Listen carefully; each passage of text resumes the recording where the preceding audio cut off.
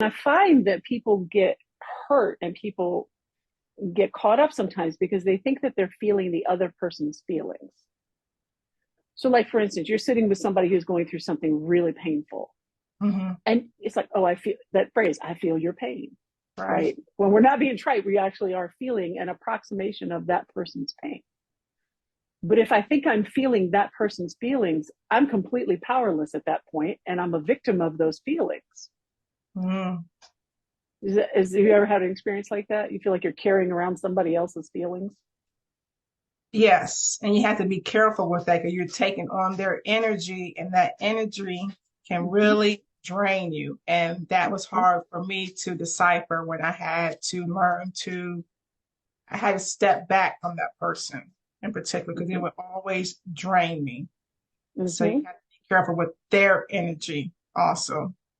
Right. So you can imagine, I sit and listen to people's pain all day long. It's what I do for a living. Mm, Right. So I had to learn really early on not to do that. right. And one thing that was very helpful was even before I became a counselor, someone who was an important mentor to me.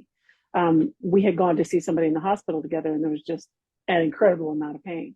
And this guy's name was Steve. Steve said, okay, be very careful because what you're feeling are not his feelings. And I'm like, what? Mm, What you're feeling is your approximation of his feelings.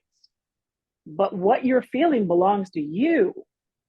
good one. So it's Mm, like it's tapping the realm of our experience so that we get a sense of the other person, but it's not their feelings, which means we can control it, we can manage it. What got tipped off was something that belonged to me. Now I can take care of me, right. Hmm. right? Oh, okay, I'm feeling grief, I'm feeling powerlessness, I'm feeling stress. Okay, what are my healthy ways to deal with those feelings? What do I need to be healthy and whole in this moment? And sometimes when it's really strong, it's really powerful, especially when it's a reciprocal relationship, not like counseling where it's all about the other person, but in like a friendship or, someplace where both people's needs are the focus. Hmm. Sometimes you may need to, like you were saying, pull away from that person because it's too hard to manage in the moment. And it's not necessarily a cutoff. It may just be, I need to pause. I have hit my limits. Right. I'll get back to Right. you. I will get back to you, I promise, and then do get back to them, right? But if you think that you're feeling their feelings, you are a victim, and that's not helpful.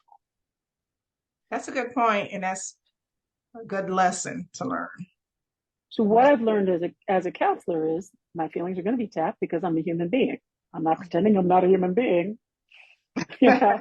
So I sort of like, okay, make a note of it, file that, and at the end of my day or when I have room for my own stuff, I take care of me. When I'm with the person, I'm attending to them, right? And that approximation is the thing that helps you figure out how and if you can be helpful to them.